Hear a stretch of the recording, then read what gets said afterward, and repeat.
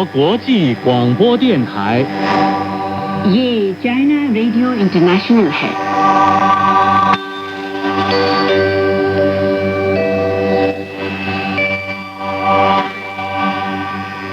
नमस्कार, ये China radio international है। अब हमारा हिंदी कार्यक्रम आरंभ होता है। आज के इस कार्यक्रम में समाचारों के बाद चीनी कहानी कार्यक्रम के तहत चीन की लोक कथाएं और चीनी उपन्यास पश्चिम की तीर्थ यात्रा प्रस्तुत किए जाएंगे। लीजिए सुनिए आज के मुख्य समाचार।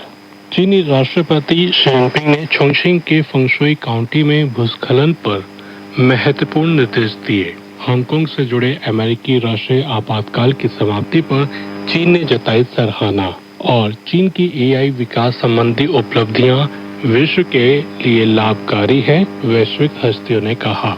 अब आप अखिल पारे से सुने आज के पूरे समाचार।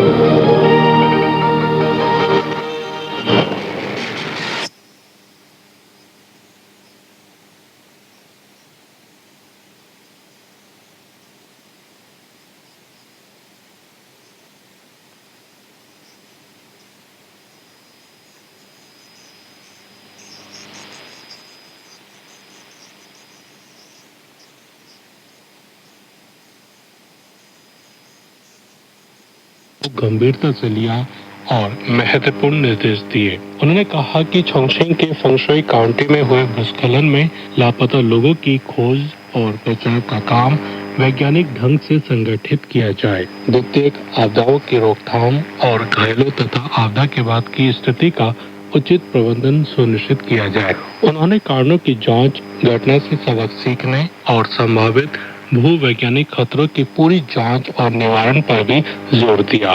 शी ने सभी संबंधित विभागों को निर्देश दिया कि सुरक्षा कार्यों की जिम्मेदारियों को और सख्ती से निभाया जाए। निगरानी, पूर्व चेतावनी और गश्त को मजबूत किया जाए ताकि लोगों के जीवन और संपत्ति की सुरक्षा सुनिश्चित की जा सके।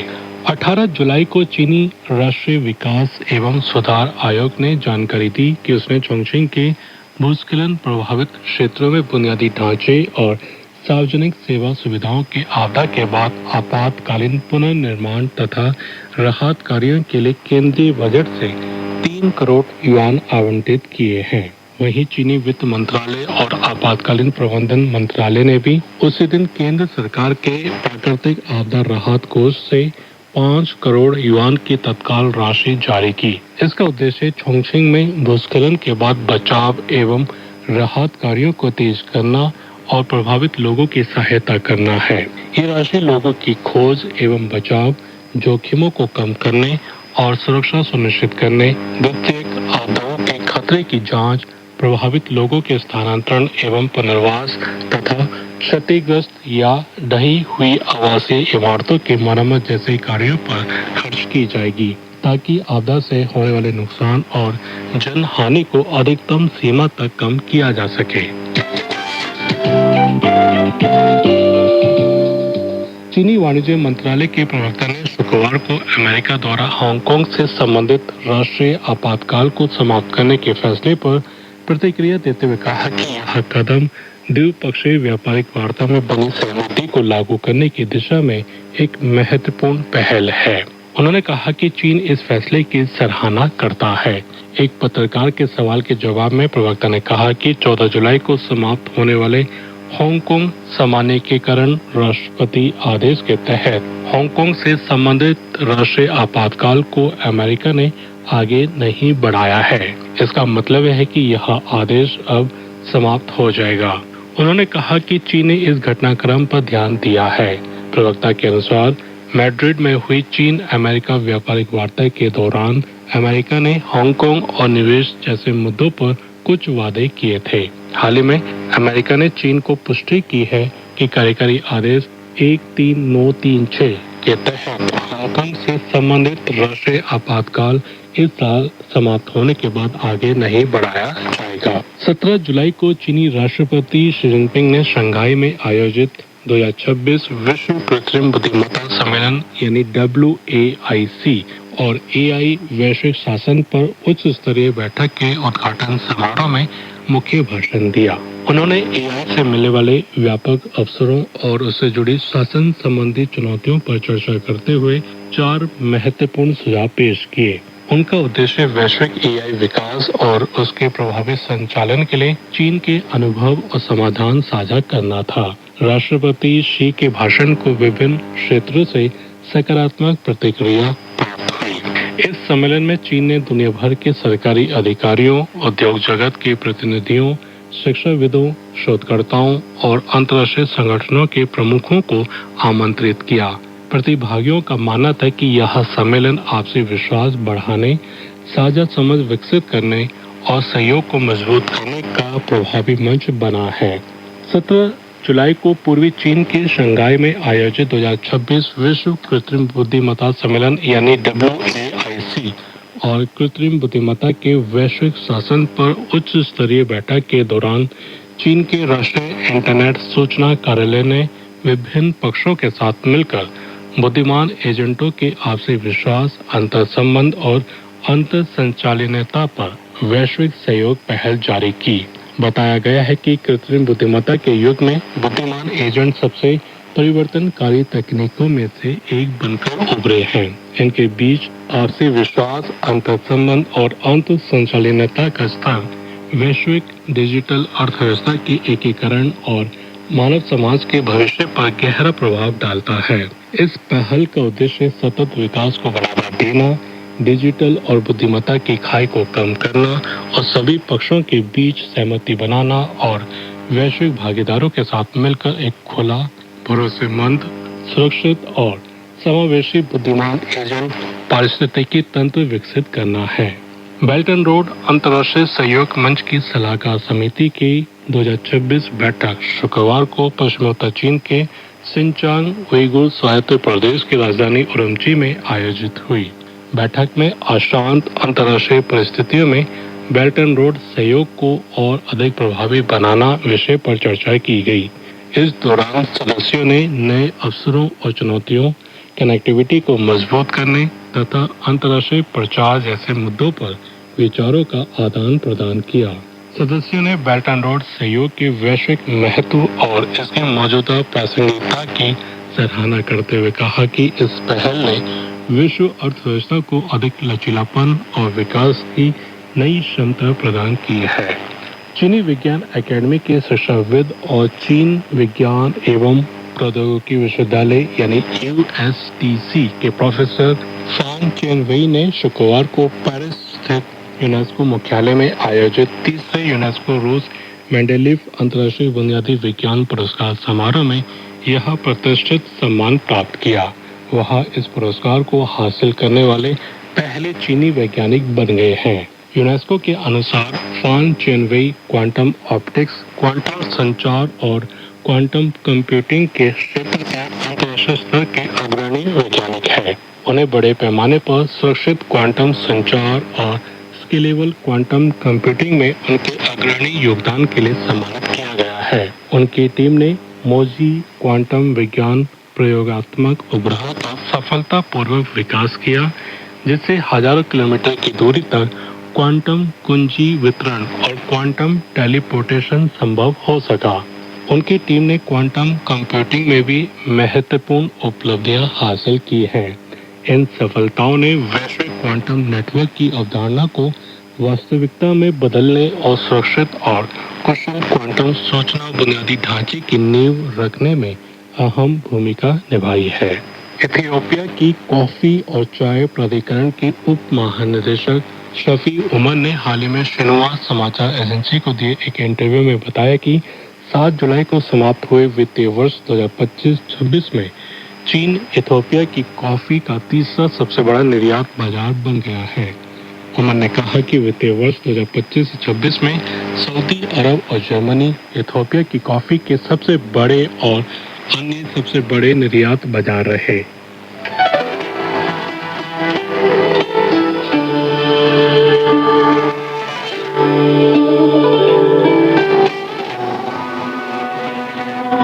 यह चाइना रेडियो इंटरनेशनल है। आप सुन रहे हैं अपनी दोस्त और होस्ट लीला भट्ट के साथ चीनी कहानी कार्यक्रम। ये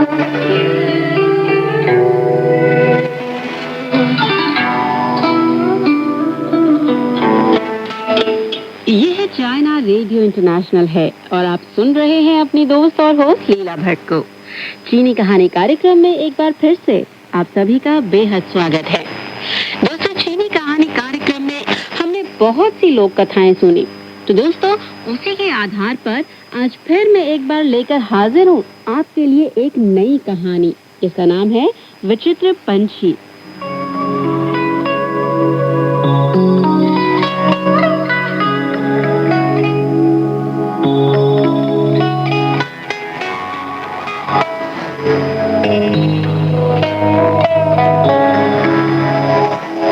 इस पुस्तक में चीन की हान, तिब्बती, मंगोल, उइगुर, कजाक, हुए, यूगुर, नाशी, अंग, 9 जातियों की 13 लोक कथाओं के इस संकलन में तिब्बती जाति की शंखबाला, सोनाबाला, चांदीबाला और शंखबाला 3 ऐसी बहनों के बारे में है जो अपने लिए वर हासिल करना चाहती है। सोनाबाला एक भारतीय राजकुमार, चांदीबाला भीतरी प्रदेश के किसी राजकुमार और शंखबाला किसी नेक इंसान से शादी करना चाहती है। इस तरह शंखबाला भिखारी दिखने वाले एक नेक दिल आदमी को चुन लेती है, लेकिन बाद में पता चलता है कि वह असल में एक राजकुमार ही है। तो दोस्तों, ऐसी ही बहुत सारी कहानियों के साथ मैं लेकर हूँ हमारी नई कहानी विचित्र पंछी।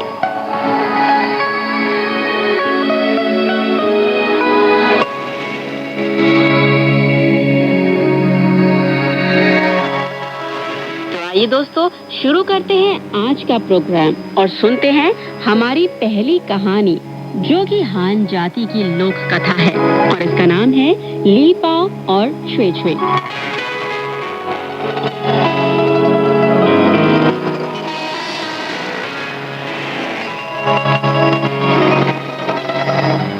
बहुत पहले एक लड़का था, उसका नाम था ली पाओ। बचपन में ही उसकी माँ चल बसी। वह सौतेली माँ के साथ रहने लगा। देखते ही देखते ली पाओ बड़ा हो गया। उसकी सौतेली माँ की ख्वाहिश थी कि घर की सारी जायदाद उसके सगे बेटे को ही मिले, इसलिए वह ली पाओ पर अत्याचार करते हुए उसे मौत के मुंह में धकेलना चाहती थी।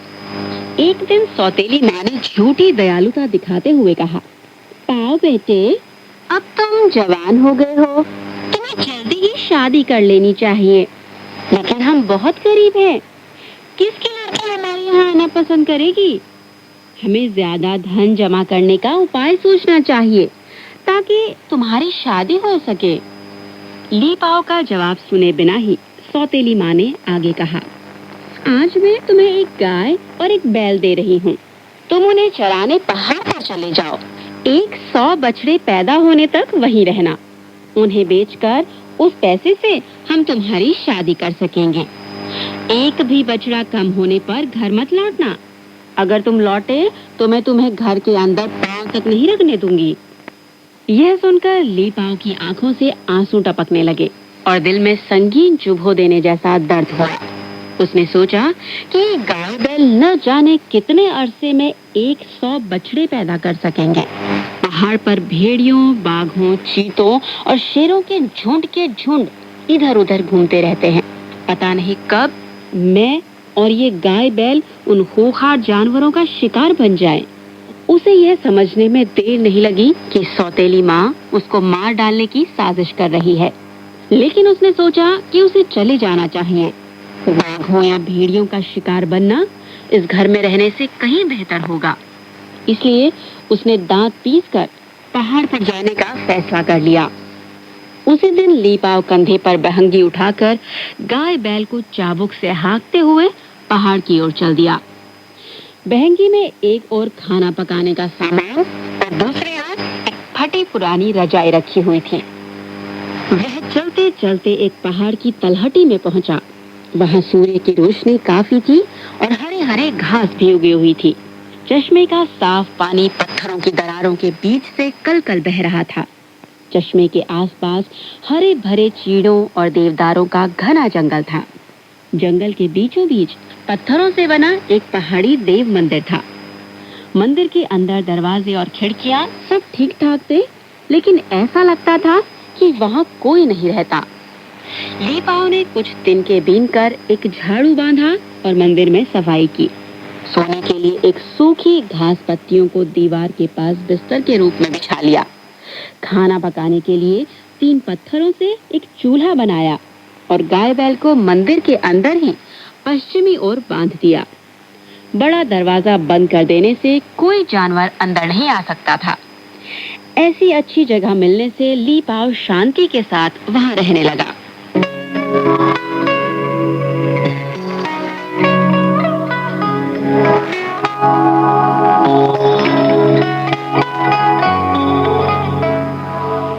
दोस्तों, चीनी कहानी कार्यक्रम के अंतर्गत हम सुन रहे हैं ली पाओ और शुई शुई नामक कहानी, जो कि हान जाति की लोक कथा है।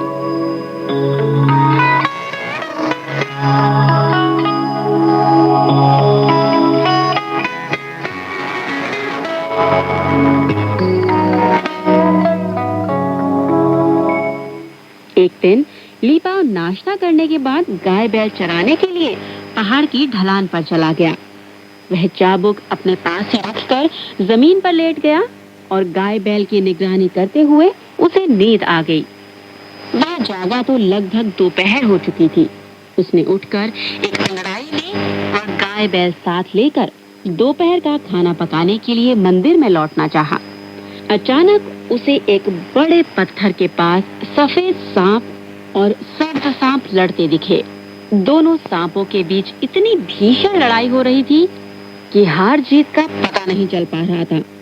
ठीक उसी मौके पर ली पाओ ने छलांग मारकर निशाना साधते हुए चाबुक से दोनों सांपों के बीचों बीच वार किया। दोनों सांप डरकर भाग गए। सब्ज सांप दक्षिण पश्चिम की ओर और सफेद सांप उत्तर पूर्व की ओर चला गया। देखते ही देखते दोनों सांप ओझल हो गए।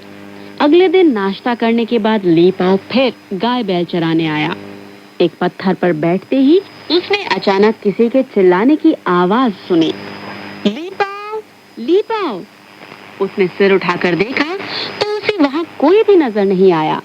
उसने मन में सोचा कि इस वीरान पहाड़ पर आकर भेड़िए का शिकार बनने की किस में हिम्मत है। शायद गलत फहमी हुई है। लेकिन थोड़ी देर बाद फिर किसी ने उसका नाम लेकर आवाज दी। ली पाओ ने खड़े होकर कहा, कौन है भैया, सामने आओ, मेरा मजाक मत उड़ाओ। उसका इतना कहना था कि उसके पीछे की ओर एक आदमी ने उसके कंधे थपथपाते हुए कहा, मैं यहाँ हूँ। ली पाओ ने मुड़कर देखा तो वहाँ एक आदमी सब्ज कमीज, सब्ज पजामा और सब्ज जूते और सब्ज टोपी पहने खड़ा था और वह ली पाओ की ओर देखते हुए हंसता ही चला गया। इस पर भी ली पाओ को बहुत हैरानी हुई, क्योंकि इस वीरान पहाड़ पर तो आदमी का नामो निशान नहीं था। आज कम से कम एक आदमी उससे बातचीत करने वाला तो हुआ। ली पाओ की खुशी का ठिकाना नहीं रहा। ली पाओ, क्या तुम मुझे नहीं पहचानते हो? मेरा नाम छिंग छिंग है। कल मैंने यहाँ पाय पाय के साथ लड़ाई की थी।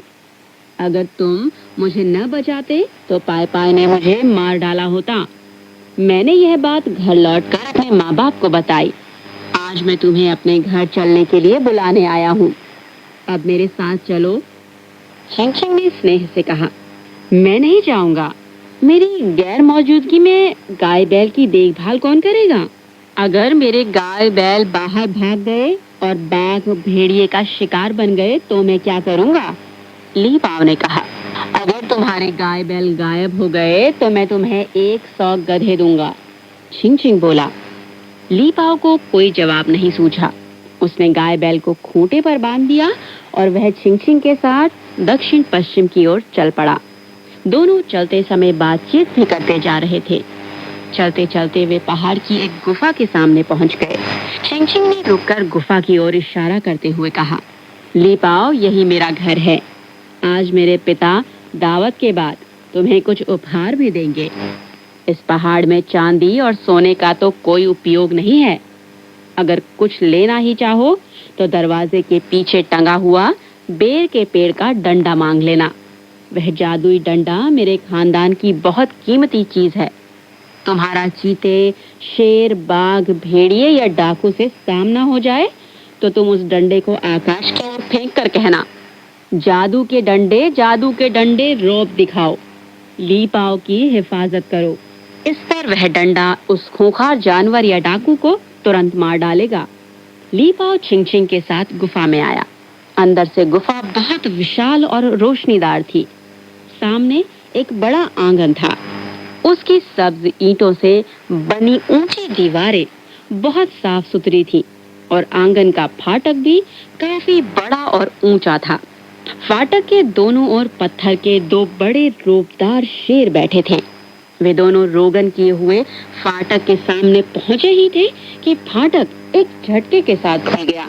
अंदर से सफेद दाढ़ी वाला बूढ़ा बाबा और सफेद बालों वाली एक बुढ़िया निकली और उन्होंने मुस्कुराते हुए कहा, ली पाओ आए हैं। हमारे बेटे को बचाने के लिए हम आपका बहुत धन्यवाद देते हैं।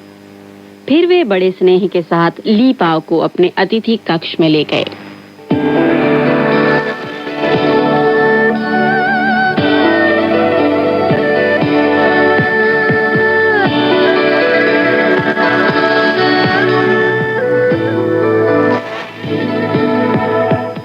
ली पाओ हाथ मुंह धोकर चाय पीने के बाद दावत में शामिल हुआ। दावत में तरह तरह के स्वादिष्ट पकवान थे। ऐसे पकवान भी थे जिन्हें ली पाओ ने पहले कभी देखा तक नहीं था। जमकर खा पी लेने के बाद ली पाओ विदा लेकर जाना चाहता था। वह बूढ़ा एक तश्तरी में चांदी के कुछ बिस्कुट और तश्तरी में सोने के कुछ बिस्कुट लाया था।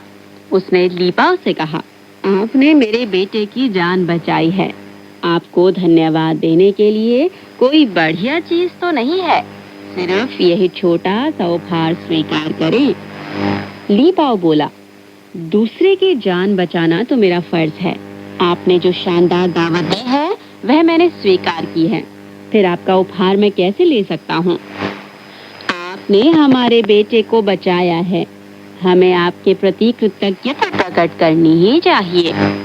फिर भी ली पाओ उपहार लेने के लिए तैयार नहीं हुआ तो बूढ़े ने लाचार होकर कहा, आप खुद ही देखें, हमारे यहाँ की कौन सी चीज आपको पसंद है और दो चीजें चुन लें। इससे आपके प्रति कृतज्ञता प्रकट करने की हमारी इच्छा पूरी हो जाएगी। ली पाओ ने चारों ओर नजर दौड़ाई और देखा कि दरवाजे के पीछे वाकई एक चमचमाता डंडा टंगा हुआ था। उसने शर्माते हुए कहा, आप वह डंडा दे सकते हैं? पहाड़ में अगर कोई जानवर टकरा जाए तो इससे अपनी हिफाजत कर सकूंगा। उस बूढ़े ने रुक रुक कर कहा, अच्छा, इसे ले लें, यह आपकी हिफाजत करेगा, लेकिन आप इससे किसी बेकसूर की जान ना लें। छिंग छिंग, अपने आभारी को विदा करो।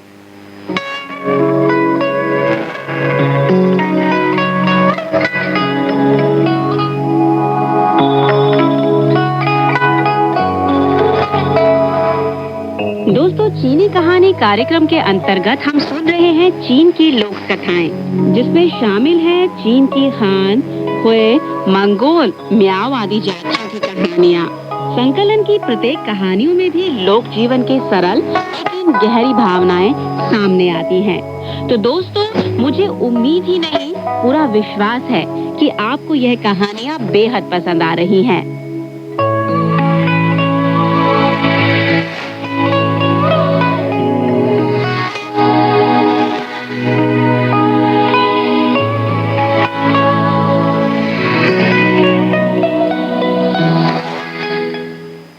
छिंग छिंग और ली पाओ दोनों एक साथ चौराहे पर पहुंचे। छिंग छिंग ने हिचकिचाते हुए कहा, ली पाओ, अब मैं सच बात तुम्हें बताता हूँ। कल मेरी पाय पाय से लड़ाई इसलिए हुई थी कि मैं उसके घर से ये चांद फूल का पौधा लेना चाहता था। उसने वह मुझे नहीं दिया और काला भूत कहकर गाली भी दी। इस पर हम दोनों में लड़ाई हुई। मेरा ख्याल है कि पाय पाय तुम्हें दावत पर जरूर बुलाएगा। उसके घर वाले तुम्हारे प्रति कृतज्ञता प्रकट करने के लिए उपहार देना चाहें तो उनके यहाँ से सिर्फ ये शान का पौधा ही लेना। उस पौधे का रहस्य मैं अभी तुम्हें नहीं बताऊंगा, बाद में तुम खुद ही समझ जाओगे। सिर्फ मेरी बात याद रखना, फिर मिलेंगे। इतना कहकर छिंग छिंग ने सिर घुमाया और फिर सब्ज सांप बन गया और हवा के झोंके की रफ्तार से दक्षिण पश्चिम की ओर चल दिया। अगले दिन लीपाव नाश्ता करने के बाद मंदिर से गाय बैल को चराने बाहर ले जा रहा था, तो उसने देखा कि काफी फासले पर एक नौजवान उसकी ओर चला आ रहा है। नौजवान के कुछ नजदीक आने पर पता चला कि वह सफेद कमीज, सफेद पजामा, सफेद जूते और सफेद टोपी पहने हुए है। वह लीपाव की ओर हाथ हिलाते हुए चिल्लाया, लीपाव, लीपाव। लीपाव ने मन ही मन सोचा कि शायद वही पाय पाय होगा जिसके बारे में छिंग छिंग ने बताया था। उसने फौरन पूछा, तुम कौन हो? तुम कैसे जानते हो कि मैं लीपाव हूँ? मेरा नाम पाय पाय है। परसों आपने मुझे बचाया था, क्या आप भूल गए? कल मैं आपको अपने घर आने के लिए आमंत्रित करने आया था, लेकिन आपसे मिल नहीं पाया। सिर्फ आपके गाय बैल यहाँ थे। आज फिर आपको बुलाने आया हूँ। आइए चलें। मैं नहीं जा सकता। अगर मेरे गाय बैल का शिकार हो गया तो मेरी सौतेली माँ मुझे मार डालेगी। डरे नहीं, अगर गाय या बैल में से एक भी गायब हुआ तो मैं आपको 100 घोड़े दूंगा। इस पर लीपाव कोई बहाना नहीं बना सका और वह पाय पाय के साथ उत्तर पूर्व की ओर चल पड़ा। पहाड़ों और चोटियों को पार कर वह एक गुफा के सामने पहुंचे। पाय पाय ने कहा, यह मेरा घर है।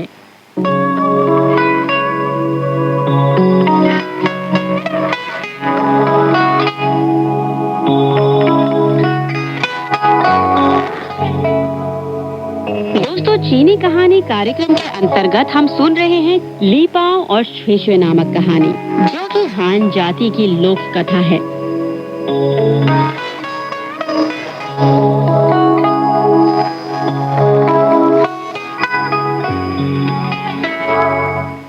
वे दोनों गुफा के अंदर गए।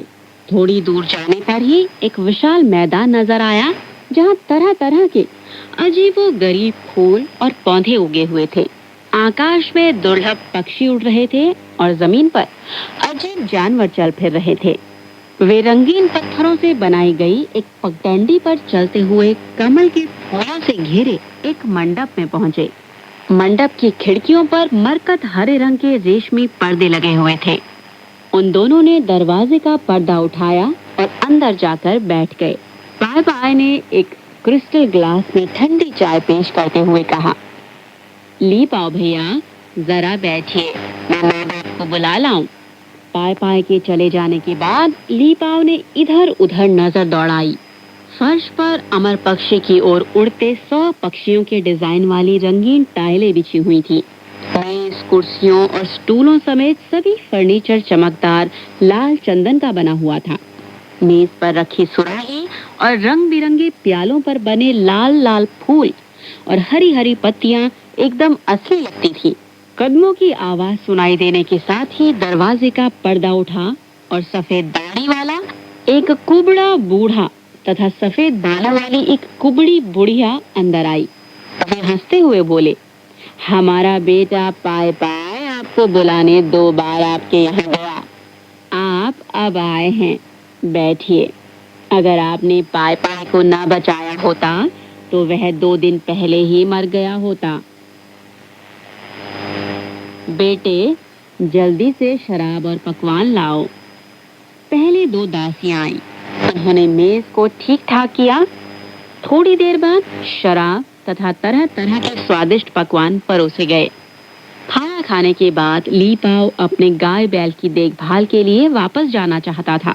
उसी समय पाय पाय के पिता ने लीपाव को सोने के बिस्कुटों से भरी एक तश्तरी और मोतियों से भरा एक डिब्बा देने की पेशकश की।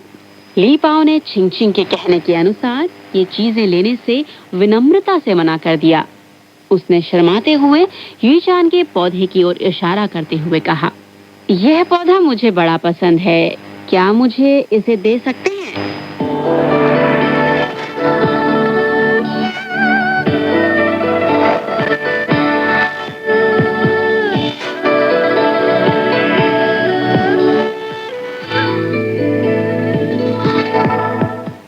वह सुनकर वह बूढ़ा किंग कर्तव्य विमूढ़ हो गया और बुढ़िया की आंखों से आंसू टपकने लगे।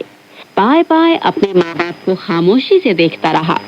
तभी ली पाओ बोला, आप फिक्र ना कीजिए, मैं यह पौधा नहीं लूंगा, मुझे जाना है। यह कहकर ली पाओ कदम बढ़ाते हुए जाने लगा तो पाय पाय ने तेजी से आगे जाकर उसका रास्ता रोक दिया। फिर उसने अपने माँ बाप से कुछ कानाफूसी की। उसके माँ बाप ने खुशी से सहमति प्रकट करते हुए ली पाओ से कहा, ली पाओ, नाराज होकर न जाएं। इसका कारण है, लेकिन अभी आपको नहीं बता सकते। बाद में आपको खुद ब खुद मालूम हो जाएगा। आपको यह पौधा पसंद है तो ले लें। हमें आशा है कि आप इसकी अच्छी तरह देखभाल करेंगे। वे यह कहकर पाय पाय से बोले, तुम पौधा लेकर ली पाओ को पहुंचाने जाओ। उन्होंने एक बार फिर ली पाओ से कहा, हर चंद कोशिश करके उसकी हिफाजत करे। यह पौधा आंधी और तूफान में मुरझा ना जाए। पाय पाय पौधा उठाए ली पाओ के साथ गुफा से बाहर निकला। ली पाओ ने बार बार उसे वापस जाने की सलाह दी। वे दोनों चलते चलते उसी जगह पहुंच गए जहां पाय पाय और छिंग छिंग के बीच लड़ाई हुई थी। पाय पाय ने पौधा ली पाओ को देते हुए कहा, मुझे आशा है कि आप मेरे माँ बाप के कहने के मुताबिक इसकी अच्छी तरह देखभाल करेंगे। पाय पाय ने इतना कहकर जेब से रुमाल निकालकर अपने आंसू पोंछे और बोला, ली पाओ, फिर मिलेंगे। उसने सिर घुमाया और फिर सफेद सांप बन गया और बड़ी तेजी से उसने उत्तर पूर्व की ओर जाना शुरू कर दिया। ली पाओ अभी तक यह नहीं समझ पा रहा था कि इस पौधे की वजह से छिंग छिंग और पाय पाय के बीच इतनी जबरदस्त लड़ाई क्यों हुई और बूढ़ा बुढ़िया सोना और मोती तो उसे देने के लिए तैयार थे, लेकिन यह पौधा नहीं देना चाहते थे। ली पाओ के हाथों में यूचान के पौधे का वजन बढ़ता ही जा रहा था और वह पसीने से तरबतर हो गया।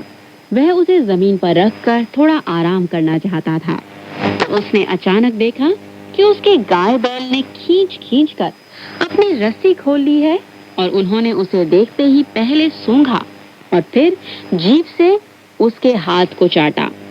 उस समय सूरज डूबने वाला था। ली पाओ ने सोचा कि गाय बैल को प्यास लग गई होगी। उसने उन्हें चश्मे से पानी पिलाया। अचानक उसने पीछे की ओर से बुलाने की आवाज सुनी, ली पाओ, तुम मुझे छोड़कर क्यों जा रहे हो?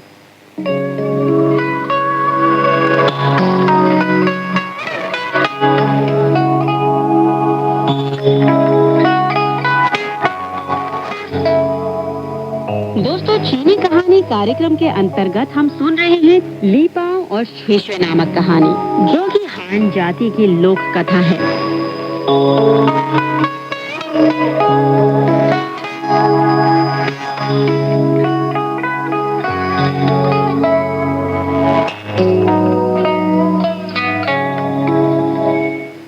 ली पाओ ने सिर घुमाकर देखा कि मरकत हरे कपड़े पहने परी जैसी एक युवती उसको बुला रही है। ली पाओ को हैरानी के साथ खुशी भी हुई, लेकिन उसे और कुछ भी पता नहीं चल सका कि क्या बात है। वह सुंदर युवती मुस्कुराते हुए बोली, ली पाओ, मेरे माँ बाप और भाई की बातें तुम भूल गए हो। तुम अपनी गाय बैल देखकर सब कुछ भूल गए। ली पाओ ने बड़े ताज्जुब से पूछा, तुम कौन हो? मेरा नाम छुए छुए है और मैं पाय पाय की बड़ी बहन हूँ। तुमने जो यूचान का पौधा लिया था, मैं वही हूँ। फिर वे चलते चलते मंदिर के सामने पहुँच गए। ली पाओ ने गाय बैल को खूंटे से बांधा और छुए छुए के साथ मंदिर में दाखिल हुआ। ली पाओ शर्माते हुए अपना सिर झुकाकर बोला, कुमारी, मैं नहीं जानता कि वह पौधा तुम ही हो। देखो, मैं बहुत गरीब हूँ। मेरे पास खाना और कपड़े नहीं हैं। मैं अकेला इस बीहड़ पहाड़ पर रहता हूँ। तुम ऐसी दुख भरी जिंदगी कैसे जियोगी? अभी अंधेरा नहीं हुआ है, चलो मैं तुम्हें वापस पहुँचा दूँ। छुई छुई मुस्कुराते हुए बोली, ली पाओ, अब मैं तुम्हें सच्ची बात बताती हूँ। बचपन में मैं हमेशा तुम्हारे गांव में खेलने जाती थी। इसलिए मैं अच्छी तरह जानती हूँ कि तुम शरीफ आदमी हो। तुम्हारी सौतेली माँ हर तरह से तुम्हारे ऊपर जुल्म ढाती रही है। तुम तो मेहनती, साहसी और कृत संकल्प हो। तुम्हें मजबूरी में यहाँ गाय बैल चराने आना पड़ा। पिछले पूरे 1 महीने के दौरान मैं हर रोज चुपके से तुम्हें देखने आती रही हूँ। जिस दिन तुम्हें नहीं देखती उस दिन मुझे न भूख लगती है न ही नींद आती है। मैं मिलना चाहती थी लेकिन शर्माती थी। थोड़ी देर रुककर वह फिर बोली, शिंगशिंग मेरी बुआ का इकलौता बेटा है। उसे बहुत ज्यादा लाड़ प्यार की वजह से बुरी आदतें पड़ चुकी हैं। उसे काम काज से कोई सरोकार नहीं है और मौज मस्ती करता रहता है। इस तरह वह लफंगा बन गया है। वह मुझसे शादी का बार बार प्रस्ताव लेकर आता था और मैं इनकार करती रही। इस बात के लिए मेरी बुआ जी भी कई बार आई थी। वह मेरे पिता की सगी बहन है, इसलिए साफ साफ कहना मुश्किल था। बाद में पाए पाए ने सीधे बात की तो छिंग छिंग आग बबूला हो उठा और दोनों में लड़ाई हो गई। तुम्हारे बीच बचाव से लड़ाई खत्म हुई। खुदा की मेहरबानी और पाए पाए की मदद से आज हम दोनों एक साथ रह सकते हैं। अगर तुम मुझे प्यार नहीं करते तो मैं अभी चली जाती हूँ। क्या बात कर रही हो? मैं तुम्हें बेहद प्यार करता हूँ। ली पाओ लड़की को समझाते हुए खाना पकाने जाना चाहता था। छुई छुई बोली, हमें बातचीत करते करते इतनी देर हो गई। गाय बैल को जल्दी अंदर लाओ। ली पाओ ने गाय बैल को अंदर लाकर खूंटे से बांध दिया और देखा कि पत्थर की मेज पर पहाड़ी मुर्गी का तला हुआ गोश्त, तले कुकुरमुत्ते और गर्मा गर्म रोटियां रखी हुई थी। ली पाओ ने बड़े ताज्जुब के साथ पूछा, ये कहाँ से आए? छुई छुई बोली, पूछो मत, ये चीजें कहाँ से आई हैं? उधर देखो। ली पाओ ने छुई छुई के कहने पर पूर्वी दीवार की ओर देखा। दीवार के पास घास से बनी सोने की जगह 2 व्यक्तियों के सो सकने वाला एक खूबसूरत बड़ा पलंग पड़ा था। उस पर बिछे बढ़िया लाल बिस्तर पर हरी रजाई तथा 2 बेल बूटेदार तकिए करीने से रखे हुए थे। ली पाओ ने संतोष से कहा, तुम्हारे साथ मुझे कभी परेशानी महसूस नहीं होगी। उस रात से वे दोनों पति पत्नी बन गए। अगले दिन छुई छुई बोली, ली पाओ देखो, आकाश में जंगली हंस कतार में उड़ रहे हैं और जमीन पर चींटियां झुंड बनाकर रेंग रही है। हम हमेशा के लिए इस पहाड़ में तो नहीं रह सकते। आज हम घर लौट चलें। नहीं, मेरे पिता का निधन हो चुका है। घर की मालिक तो मेरी सौतेली माँ है।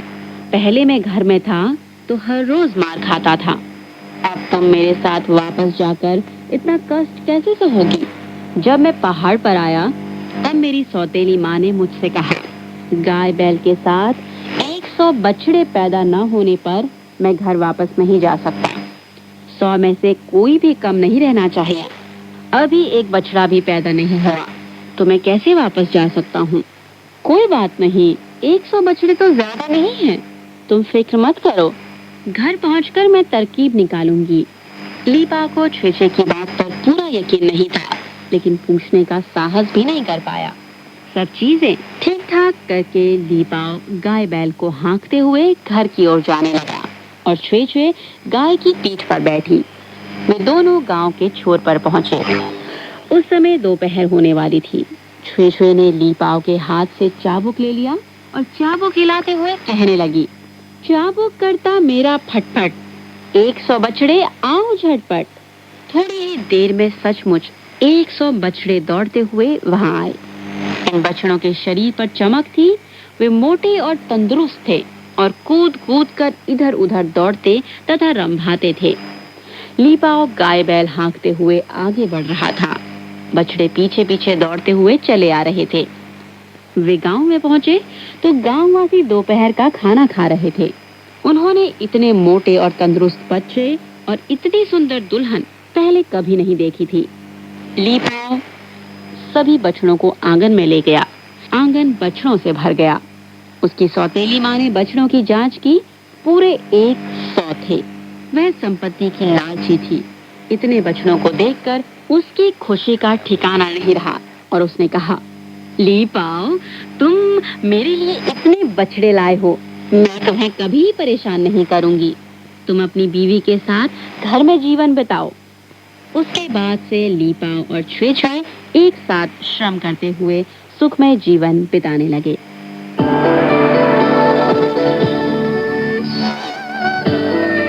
दोस्तों, यह थी हमारी आज की लीपाओ और छुए छुए नामक कहानी, जो कि हान जाति की लोक कथा है। उम्मीद करती हूँ कि आपको यह कहानी पसंद आई होगी। 无言如悬崖，风鸣如沧海，我等雁归来。时间被安排，演一场意外，你悄然走开。故事在城外，人物散不开，听不清对白。你听不出来，人生不存在，是我在感慨。梦醒来是谁在窗台把结局打开？那抱如彩的未来，经不起谁来猜。我送你离开千里之外，你无声黑白。沉默年代或许不在，太遥远的相爱。我送你离开天涯之外，你是否还在？情深何来，生死难猜，用一生去等待。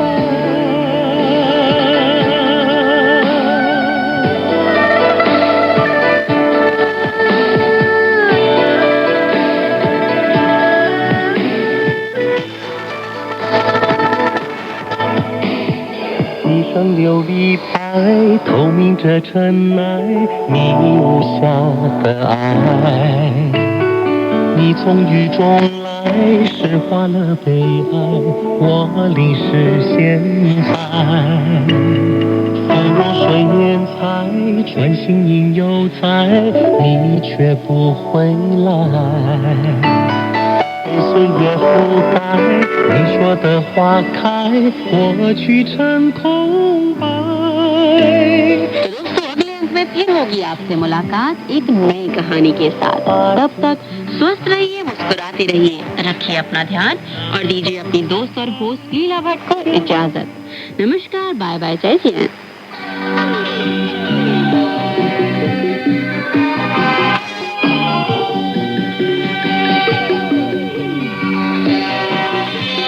यह चाइना रेडियो इंटरनेशनल है। अब शुरू होता है पश्चिम की तीर्थ यात्रा महासागर का समय।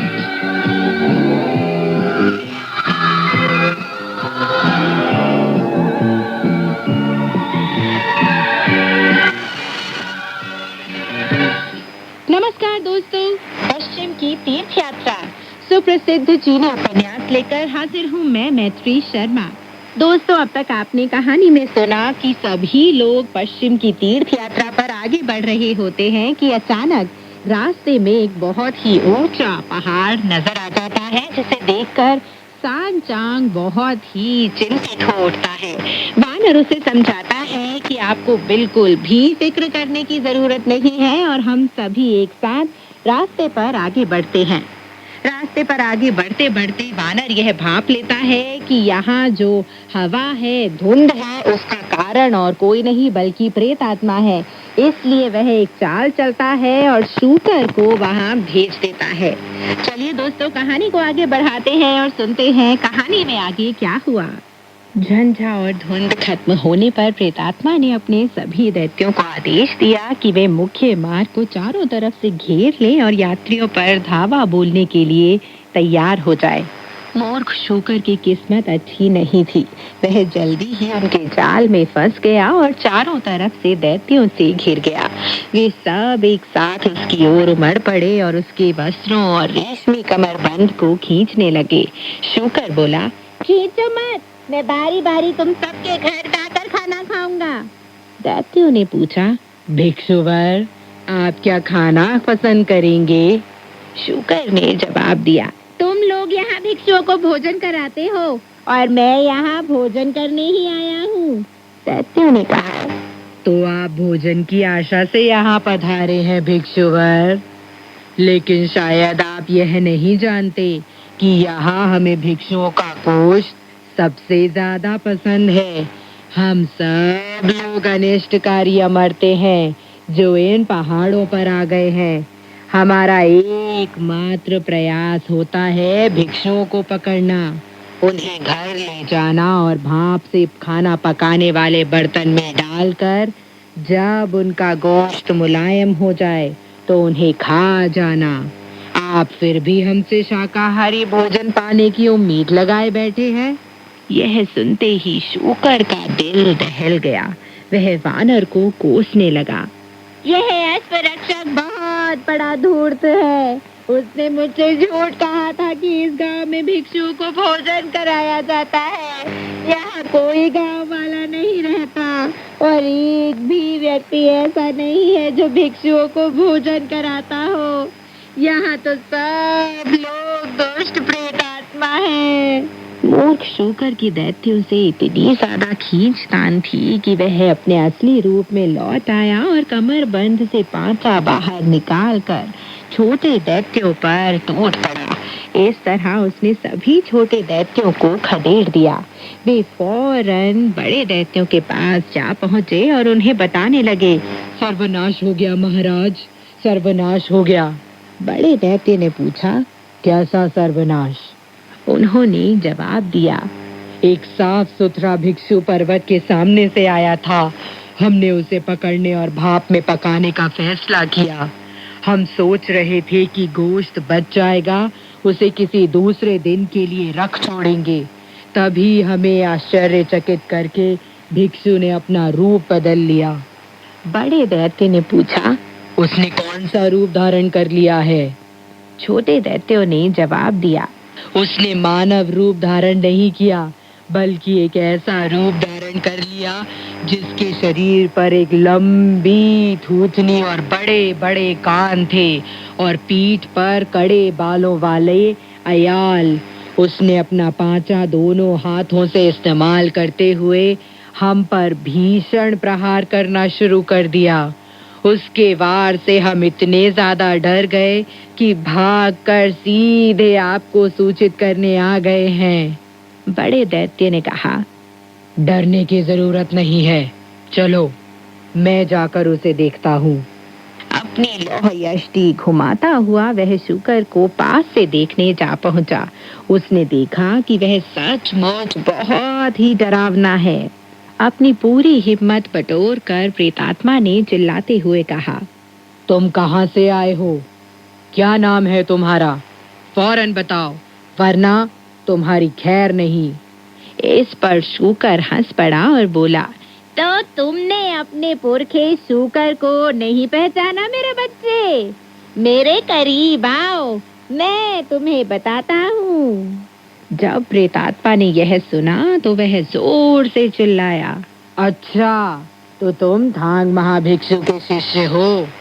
मैंने काफी समय से सुन रखा है कि उसका गोश्त बड़ा स्वादिष्ट होता है।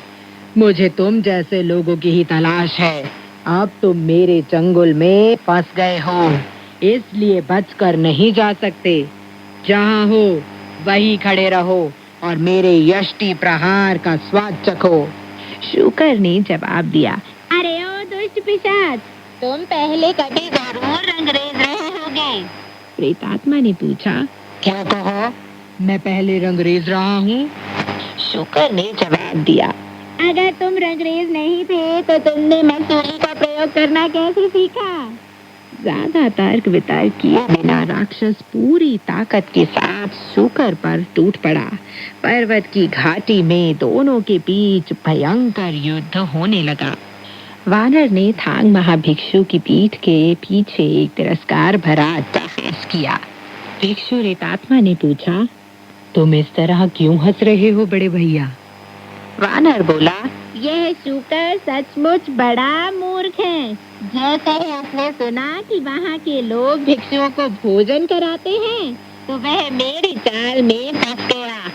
अब उसे गए हुए काफी वक्त बीत गया है। अगर वह अपने पांचे के एक ही वार से प्रेत आत्मा को हरा देता तो अब तक तो वह विजय पूर्वक लौट गया होता और जोर शोर से अपनी विजय की डींग मारने लगता। लेकिन अगर वह प्रेत आत्मा से लोहा लेने में असमर्थ सिद्ध हुआ है और उसके द्वारा बंदी बना लिया गया है तो यह मेरे लिए बड़े दुर्भाग्य की बात होगी। ईश्वर ही जानता है वह न जाने कितनी बार मेरी पीठ पीछे अश्व रक्षक को कोस चुका होगा। उचिंग, तुम अभी कुछ मत कहना, मैं जाकर उसे देखता हूँ।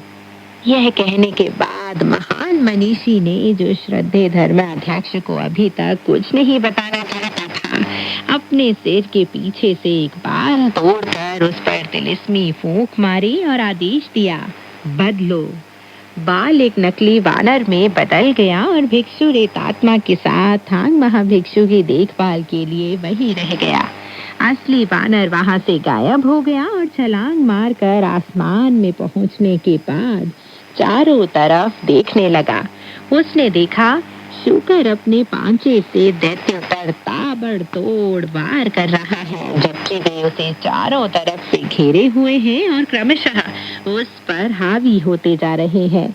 यह वानर के लिए बर्दाश्त से बाहर था।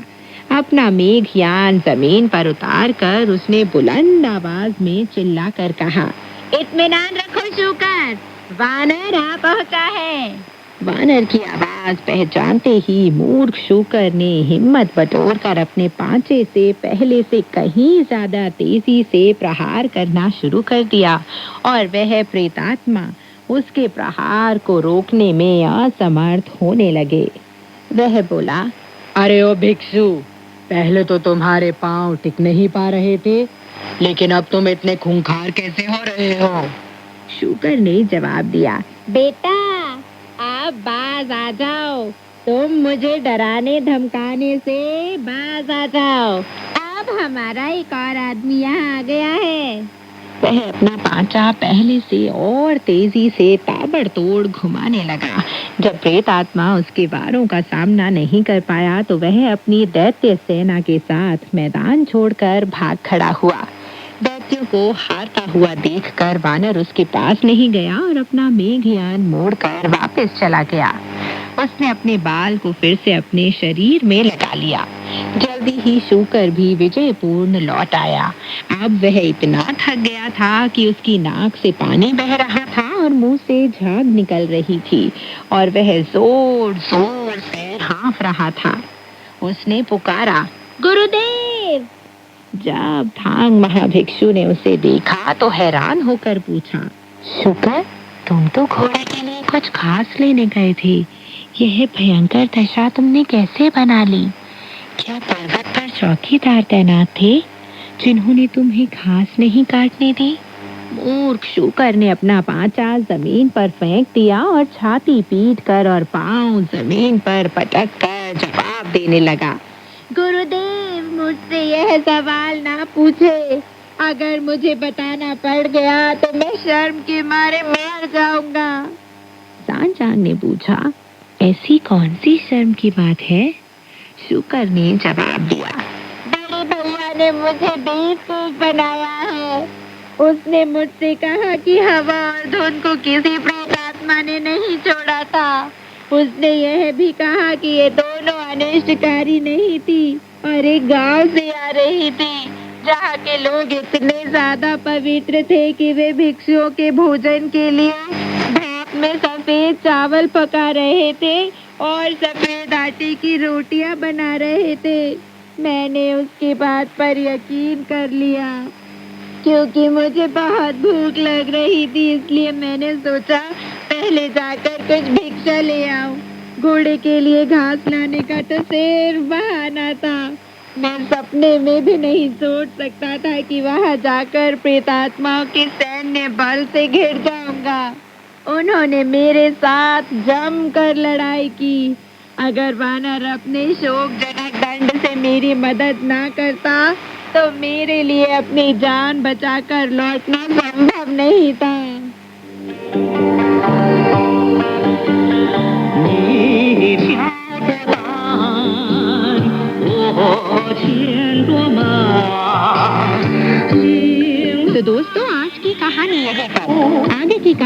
लेकर मैं मैत्री शर्मा फिर हाजिर होंगी। तब तक के लिए नमस्कार, बाय बाय।